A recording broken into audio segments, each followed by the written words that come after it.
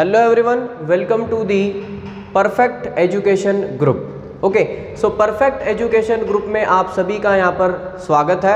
Okay, मेरा नाम शुभम जोशी। हमने यहाँ पर कल एक टॉपिक के ऊपर डिस्कशन स्टार्ट किया था कि how to study for NEET as well as JEE from class 8। Okay, so हम इस सीरीज के अंदर यहाँ पर देख रहे थे कि फिजिक्स का स्टडी, केमिस्ट्री का स्टडी, बायोलॉजी का स्टडी हमने किस तरीके से यहाँ पर करना चाहिए। सो फिजिक्स का स्टडी हमने किस तरीके से करना चाहिए ये अपन ने यहाँ पर कंप्लीट कर लिया है। केमिस्ट्री को हम किस तरीके से यहाँ पर लेंगे, किस तरीके से हम इसका स्टडी करेंगे, इसके बारे में आज हम यहाँ पर डिस्कशन करेंगे। और बायो को भी हम किस तरीके से स्टडी करेंगे ताकि कई सारे कॉम्पिटिटिव एग्जाम्स और आगे जा कर के नीट एंड JEE जैसे एग्जाम्स को हम यहाँ पर क्रैक कर सके। ठीक है, आप केमिस्ट्री के अंदर कोई भी टॉपिक उठा लो, उसका प्रिपरेशन करने का तरीका क्या होना चाहिए। सबसे पहले आपने उस टॉपिक की थ्योरी अच्छे से करनी चाहिए। थ्योरी उस लेसन की आपने अच्छे से करनी चाहिए। जितने भी थ्योरेटिकल कॉन्सेप्ट्स रहेंगे उस लेसन के अंदर के, वो आपने अच्छे से अंडरस्टैंड करने चाहिए। ओके, सबसे पहला पॉइंट। ओके, इसके बाद हम आते हैं यहाँ पर सेकंड पॉइंट के ऊपर, that is many activities are given. कई सारी एक्टिविटीज आपको यहाँ पर टेक्स्ट बुक के अंदर दी जाती है। ठीक है, कई सारी एक्टिविटीज हम घर में परफॉर्म कर सकते हैं, है ना। मैं ऐसा नहीं कहूँगा, या फिर आप बोलोगे सर एक्टिविटीज़ करनी है मतलब बीकर लाना पड़ेगा, टेस्ट ट्यूब लानी होंगी, एसिड्स लाने होंगे, ऐसा कुछ भी नहीं है। जो एक्टिविटीज़ हम कर सकते हैं वही एक्टिविटीज़ को हमने करना चाहिए ताकि उस एक्टिविटीज़ के पीछे का जो कॉन्सेप्ट रहेगा वो हमारा अच्छे से क्लियर होगा। ठीक है, जैसे कि एक सिंपल आपने सेल ले लिया, सेल से आपन ने दो वायर्स यहाँ पर कनेक्ट कर लिए और एक बल्ब लगा दिया उस सर्किट के अंदर, तो वो बल्ब ग्लो करेगा। ठीक है, सो ऐसे छोटी छोटी एक्टिविटीज़, छोटे छोटे एक्सपेरिमेंटेशन जो कि हम यहाँ पर घर पे कर सकते हैं, तो वो आपने यहाँ पर करने चाहिए ताकि उस एक्टिविटी के पीछे का जो कॉन्सेप्ट है वो हम इजीली यहाँ पर अंडरस्टैंड कर सके। ठीक है, सो हम एक्टिविटीज़ करेंगे, कई सारे एक्टिविटीज़ आपने यहाँ पर परफॉर्म करने हैं। ओके, फिर उस पर्टिकुलर लेसन के अंदर अगर कुछ रिएक्शंस होंगी, ठीक है, कुछ रिएक्शंस अगर होंगे उस पर्टिकुलर लेसन के अंदर, तो वो जो रिएक्शंस है वो आपने अच्छे से प्रैक्टिस करना है। अब रिएक्शन प्रैक्टिस करना है मतलब कैसे, सिर्फ रटना नहीं है, बिल्कुल भी रटना नहीं है। सिर्फ रिएक्शन के अंदर क्या करना है, आपने जो रिएक्शन आप पढ़ने वाले हो उसका अच्छे से प्रैक्टिस करना है, मतलब लिख करके देखना है। ठीक है, 2 बार 4 बार 5 बार आप अच्छे से उसको लिखोगे तो आपका एक अच्छे से वहाँ पर प्रैक्टिस हो जाएगा। सो रिएक्शंस को आपने अच्छे से वहाँ पर लिखना है, लिख करके ही रिएक्शंस को हम यहाँ पर याद रख सकते हैं अच्छे से और एग्ज़ाम्स के अंदर लिख सकते हैं। और कॉम्पिटिटिव एग्ज़ाम्स के अंदर आपको रिएक्शन बेसिस क्वेश्चन कैसे आता है, अगर आपने एग्जाम्पल लिया, सपोज ए की रिएक्शन हो रही है बी के साथ। ओके, सपोज हम यहाँ पर एग्जाम्पल ले लेंगे, ए की रिएक्शन हम कर रहे हैं बी के साथ, तो इसकी रिएक्शन होने के बाद आपके पास में क्या प्रोडक्ट बनेगा। ठीक है, सबसे पहले तो आपको पता होना चाहिए कि ये जो एरो है, एरो की जो लेफ्ट हैंड साइड है इसको हम क्या कहते हैं, रिएक्टेंट साइड कहते हैं। एरो की राइट हैंड साइड को हम प्रोडक्ट साइड कहते हैं। ठीक है, एरो के लेफ्ट हैंड साइड में हम सिर्फ रिएक्टेंट्स ही लिखेंगे, एरो के राइट हैंड साइड में हम सिर्फ प्रोडक्ट्स ही लिखेंगे। तो इस तरीके से कॉम्पिटिटिव एग्जाम्स के अंदर आपको क्वेश्चन पूछे जा सकते हैं कि रिएक्टेंट बताओ, सेकेंड वाला रिएक्टेंट क्या होगा, या फिर प्रोडक्ट क्या होने वाला है इस रिएक्शन का। अगर आपने रिएक्शन अच्छे से प्रैक्टिस की है, लिख करके याद किया है, तो आपको यहाँ पर ये अच्छे से रिमेंबर हो जाएगा। तो रिएक्शन की आपने यहाँ पर प्रैक्टिस करनी है। इसके बाद आते हम next, that is nothing but the summary of that lesson. उस लेसन की समरी के ऊपर आएंगे हम कि समरी के अंदर अपन ने क्या देखा या फिर टोटल लेसन के अंदर हमने यहाँ पर क्या सीखा है, इसके लिए आपको बुक के बैक साइड में रिकैप्चुलेशन का एक पार्ट दिया जाता है। सो उसके अंदर रिकैप होता है, जैसे कि टोटल लेसन के अंदर क्या क्या चीज़ें यहाँ पर डिस्कस की गई है, ये सभी पार्ट इस समरी के अंदर आपको दिया जाता है। ठीक है, इसके बाद आपको यहाँ पर कुछ एक्स्ट्रा इंफॉर्मेशन भी दी जाती है, that is a what you have learned या फिर व्हाट यू हैव लर्नड, आपने यहाँ पर क्या सीखा, उसी के अंदर मतलब मैं बोलूँगा वो आपको यहाँ पर देकर रखते हैं कि आपने यहाँ से क्या सीखा है। ठीक है, इसके बाद हम आएंगे कि एक्स्ट्रा जो पोर्शन होता है उसको हम यहाँ पर मेंशन नहीं करते हैं, मैं आपको ओरली कह देता हूँ। आप जब लेसन पढ़ते हो, लेसन रीड करते समय बीच बीच में आपको छोटे छोटे पैराग्राफ्स के अंदर एक्स्ट्रा इंफॉर्मेशन दी जाती है और लिखा भी जाता है not in syllabus. Okay, that is extra information. Extra information आपने अच्छे से रीड करनी है। ऐसा नहीं कि वो पार्ट एग्जाम में नहीं आता तो हम उसको नहीं पढ़ेंगे, हमने को यहाँ पर डिटेल में पढ़ाई करनी है, डिटेल में सभी यहाँ पर कॉन्सेप्ट्स को क्लियर करते चलना है, तो वो आपने यहाँ पर एक चीज़ यहाँ पर करनी है। इसके बाद आ जाते हैं हम सीधा सीधा एक्सरसाइज के ऊपर। एक्सरसाइज के क्वेश्चंस आपने अच्छे से यहाँ पर सॉल्व करने हैं। एक्सरसाइज के अंदर कई सारे क्वेश्चंस होते हैं, जैसे ऑब्जेक्टिव टाइप क्वेश्चंस की अगर मैं बात करता हूँ तो fill in the blanks, match the pair, true और false, answer in one word, MCQs, multiple choice questions, ऐसे कई सारे क्वेश्चंस आपने खुद से सॉल्व कर कर देखने हैं। उसको अगर आप नहीं सॉल्व कर सकते तो बुक के लेसन के अंदर, बुक के अंदर जो अपने को लेसन दे रखा है उस लेसन के अंदर भी आप यहाँ पर देख सकते हैं कि अपने को क्या क्या कंटेंट है या फिर उस क्वेश्चन के हम आंसर्स वहाँ पर ढूंढ सकते हैं क्या। ठीक है, सो इस तरीके से हम यहाँ पर क्या कर सकते हैं, एक्सरसाइज को यहाँ पर सॉल्व कर सकते हैं। ओके, सो ये तरीका होना चाहिए केमिस्ट्री के अंदर अपना पढ़ाई करने का। सबसे पहले थ्योरी, एक्टिविटीज़, अगर हो सके तो पॉसिबल हम कई सारे एक्टिविटीज़ करके देखेंगे, नहीं कर सके तो इमेजिन तो भी करना है कि हमने इमेजिन कर लिया कि हम ये एक्टिविटी हम खुद से परफॉर्म कर रहे हैं, तब अपने को यहाँ पर बेटर अंडरस्टैंडिंग होगी। फिर रिएक्शन पार्ट, रिएक्शंस को लिख करके देखो, प्रैक्टिस करो। फिर हम आएंगे समरी के ऊपर, समरी भी आप अच्छे से यहाँ पर देखो। और भी एक्स्ट्रा इन्फॉर्मेशन आप अगर ले सकते हो तो जैसे कि मैंने आपको यहाँ पर एक्स्ट्रा बुक्स भी कल यहाँ पर बताए थे, एक ही सिंगल मैंने बुक आपको यहाँ पर बताई थी। इसके बाद हम आएंगे एक्सरसाइज के ऊपर, एक्सरसाइज को हम अच्छे से यहाँ पर सॉल्व करेंगे। ओके, सो इस तरीके से की जाती है केमिस्ट्री की पढ़ाई 8th स्टैंडर्ड के अंदर, 9th स्टैंडर्ड के अंदर, 7th स्टैंडर्ड के अंदर। ठीक है, कोई भी स्टैंडर्ड आप ले लो तो केमिस्ट्री की हम स्टडी इसी तरीके से, इसी वे से यहाँ पर करेंगे। आगे है बायोलॉजी का पोर्शन।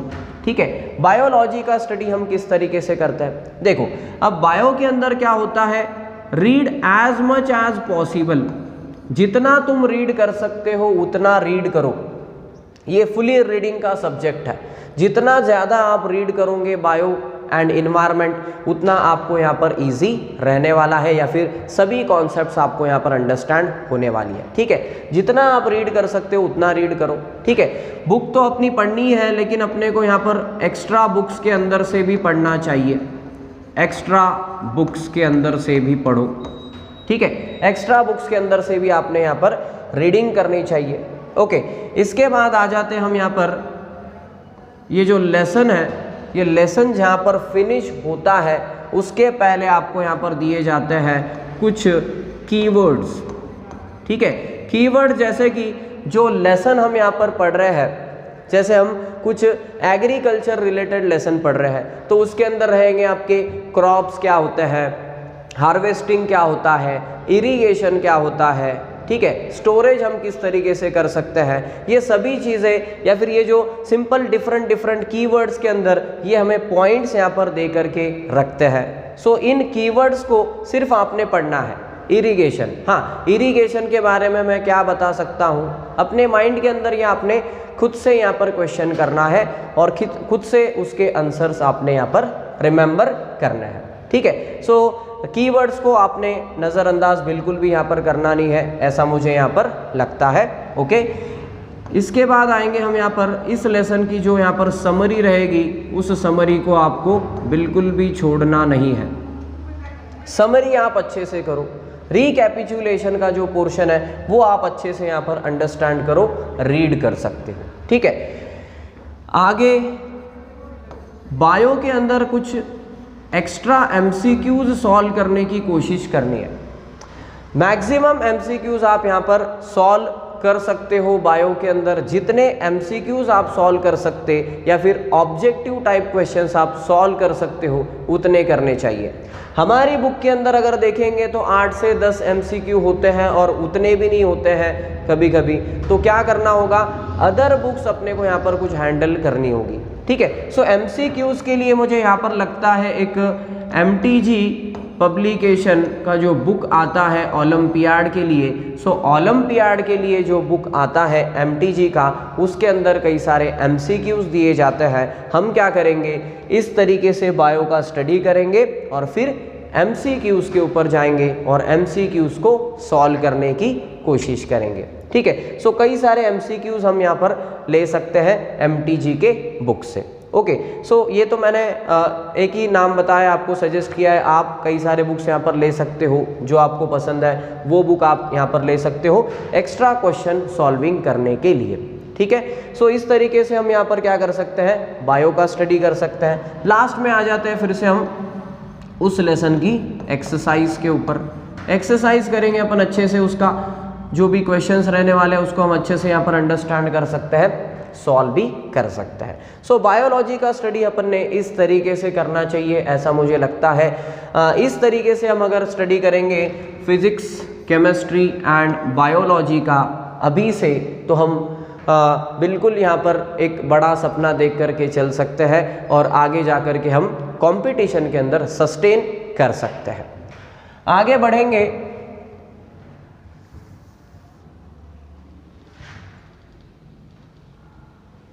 अब हम यहाँ पर देखेंगे how to study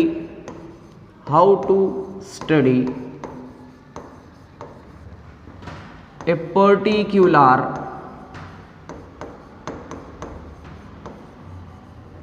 lesson. Particular lesson की स्टडी हम किस तरीके से यहाँ पर करेंगे, ये मैं आपको यहाँ पर एग्जाम्पल दे करके बताने वाला हूँ।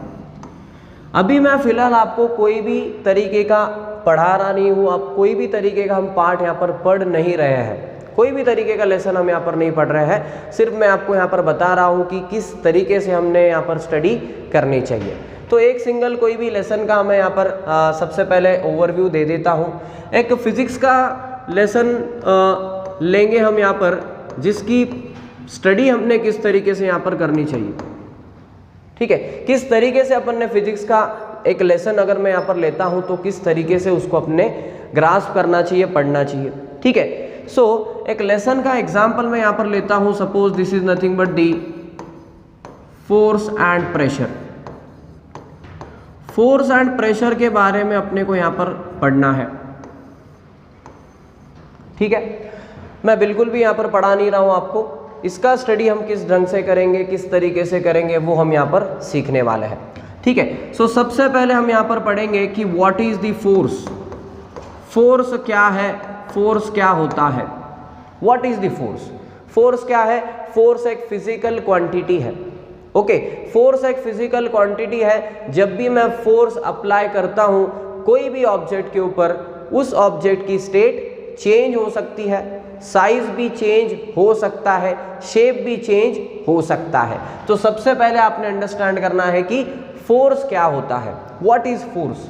फोर्स क्या है, सबसे पहले आपने ये यहाँ पर क्लियर करना चाहिए, क्लैरिफिकेशन इसका आपने लेना चाहिए। अब कुछ एक्टिविटीज दिए जाते हैं अपने बुक के अंदर, कुछ एक्टिविटीज अपने को यहाँ पर दिए जाते हैं। उन एक्टिविटीज से भी हम यहाँ पर क्लियर कर सकते हैं कि फोर्स एक्चुअली किस तरीके से हम खुद से यहाँ पर क्या कर सके, इमेजिन कर सके। छोटे छोटे एक्टिविटीज जैसे कार को हम पुश कर सकते हैं क्या, हम डस्टर को पुश कर सकते हैं क्या, बेंच को हम मूव करवा सकते हैं क्या, ये छोटे छोटे एक्टिविटीज आपने यहाँ पर करके देखने चाहिए। ठीक है, सो इन एक्टिविटीज से अपना जो कॉन्सेप्ट होगा और भी ज़्यादा यहाँ पर स्ट्रॉन्ग हो जाता है। आगे बढ़ेंगे अपन इस लेसन के ओवरव्यू के अंदर हमने पढ़ना चाहिए कि टाइप्स ऑफ फोर्सेस क्या क्या है, कितने टाइप के फोर्सेस होते हैं ये आपने यहाँ पर देखना चाहिए।